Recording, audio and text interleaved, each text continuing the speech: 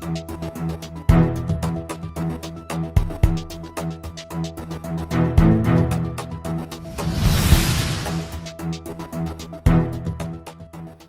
င်္ဂလာပါရှင်ကျမတို့ channel ကနေနောက်ဆုံးရရှိထားတဲ့သတင်းသစ်များကိုတင်ဆက်ပေးပါမယ်ပထမအဆုံးမြောက်ရီလေးကေကောတို့ထိုးစစ်ဆင်လာသောစစ်တပ်မှတိုက်ဆုံမှုများပြပြီးစစ်ကြောင်းပြက်စစ်ကြောင်းအသစ်များထပ်မံတက်လာ၍တိုက်ပွဲဆက်ပြင်းထန်ကလေးချောင်းနဲ့လက်နက်ကြီးများဇက်တိုက်ပစ်ခတ်နေတဲ့သတင်းကိုတင်ဆက်ပေးပါမယ်ကရင်ပြည်နယ်မြောက်ရီမြို့နယ်ထိုင်းမြန်မာနယ်စပ်လေးကေကောဘက်သို့ဝင်ရောက်လာသောအကြမ်းဖက်စစ်တပ်မှဒေဆုံထိခိုက်မှုများပြားသဖြင့်စစ်ကြောင်းတစ်ကြောင်းပြတ်သွားပြီးစစ်ကြောင်းအသစ်များထပ်မံတက်လာနေကတိုက်ပွဲဆက်လက်ပြင်းထန်နေကြောင်း KNL စစ်ရေးသတင်းရင်းမြစ်ကပြောကြားပါရယ်ယမန်နေ့စက်တင်ဘာ23ရက်နေ့မနက်10:00နာရီကျော်ခန့်အချိန်မှာမနက်17:30မိနစ်30အချိန်ထိမြောက်ရီမြို့နယ်လေးကေကောမြို့သေးဘက်ကိုအကြမ်းဖက်စစ်တပ်ကဝိုင်းတွဲလေရင်ဖြင့်ဇက်တိုက်ပုံကျဲကမြောက်ရီမြို့ဆောင်တက်ခမာယာ205တရင်ကလည်း120မမလက်နက်ကြီးများဖြင့်အဆက်မပြတ်ပစ်ခတ်ခဲ့ကြောင်းထို့သူပစ်ခတ်ပြီးနောက် BGF တပ်ဖွဲ့ရဲ့လမ်းပြမှုဖြင့်စစ်တပ်ကချင်းလင်းစစ်ကြောင်းအင်အားအများပြားအုံပြုပြီးစစ်ကြောင်းထိုးလာခြင်းဖြစ်ကြောင်းသိရပါသည်ထို့သောမြေပြင်မှာလည်းလူလိုင်းလုံးစစ်စင်ရေးဖြင့်လေးကိကောမျိုးစီကိုဝင်ရောက်ခဲ့တော့လေအကြမ်းဖက်စစ်သားများထိခိုက်သိမ်းဆုံးမှုများပြပြီးစစ်ကြောင်းပြတ်သွားကလမ်းပြဖြစ်လိုက်ပါလာတဲ့ BGF တပ်ဖွဲ့ဝင်များပါထိခိုက်မှုရှိကြောင်း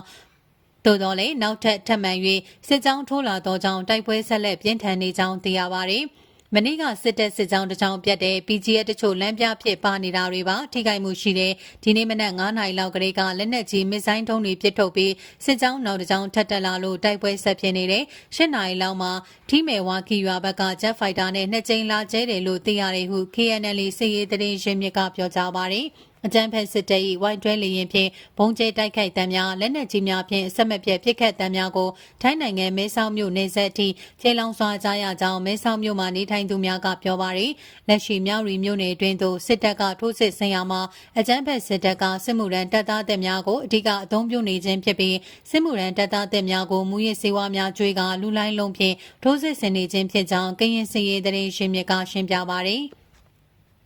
ဆက်လက်တင်ဆက်ပေးမယ့်သတင်းကြောင်းကတော့ပခုတ်ကူမြို့နယ်အင်းပင်ကျေးရွာမှာစစ်ကြောင်းထိုးရန်ရောက်ရှိနေသည့်စစ်ကော်မရှင်တပ်သားများကိုရော့ကတ်များဖြင့်ပစ်ခတ်တိုက်ခိုက်တဲ့အကြောင်းကိုတင်ဆက်ပေးပါမယ်။မကွေးတိုင်းပခုတ်ကူမြို့နယ်အင်းပင်ကျေးရွာတောင်ဘက်စစ်ကော်မရှင်ဂိတ်မှာစစ်ကြောင်းထိုးဖို့ရောက်ရှိနေတဲ့စစ်သားတွေကိုရော့ကတ်တွေနဲ့ပစ်ခတ်တိုက်ခိုက်ခဲ့တယ်လို့ကော်ဘရာဝန်တပ်ဖွဲ့ကသတင်းထုတ်ပြန်ထားပါတယ်။စက်တင်ဘာ22ရက်နေ့လယ်ပိုင်းကပခုတ်ကူမြို့နယ်အင်းပင်ကျေးရွာတောင်ဘက်မှာဂိတ်ဖွင့်အထိုင်ချထားတဲ့ဂိတ်စခန်းကနေစစ်ကြောင်းထိုးဖို့အင်အားများပြားနဲ့ရောက်ရှိနေတဲ့စစ်ကော်မရှင်တပ်သားတွေကိုရော့ကတ်သုံးလုံးနဲ့ပစ်ခတ်တိုက်ခိုက်ခဲ့တာလို့ဆိုပါတယ်။ရော့ကတ်တွေဟာစစ်ကော်မရှင်တပ်နီးကြားရောက်ပောက်ကွဲခဲ့ပြီးစစ်သားတွေထိခိုက်မှုရှိခဲ့တယ်လို့သိရပါတယ်။တိုက်ခိုက်ခံရတဲ့စစ်ကော်မရှင်တပ်ကလက်နက်ကြီးနဲ့ပြန်လည်ရန်တမ်းပစ်ခတ်ခဲ့ပြီးညနေပိုင်းမှာစစ်ဆောင်တဲတွေကိုမိရှို့ဖျက်ဆီးခဲ့တယ်လို့သိရှိရပါတယ်။စက်တင်ဘာလ23ရက်မနက်ပိုင်းမှာလည်းအင်းပင်ရွာရှိစစ်ကော်မရှင်တပ်ကလက်နက်ကြီးနှလုံးရန်တမ်းပစ်ခတ်ခဲ့ပြီးစက်တပ်လေဒီ2စီးနဲ့ဘုံနှလုံးကျဲချခဲ့တယ်လို့သိရှိရပါတယ်။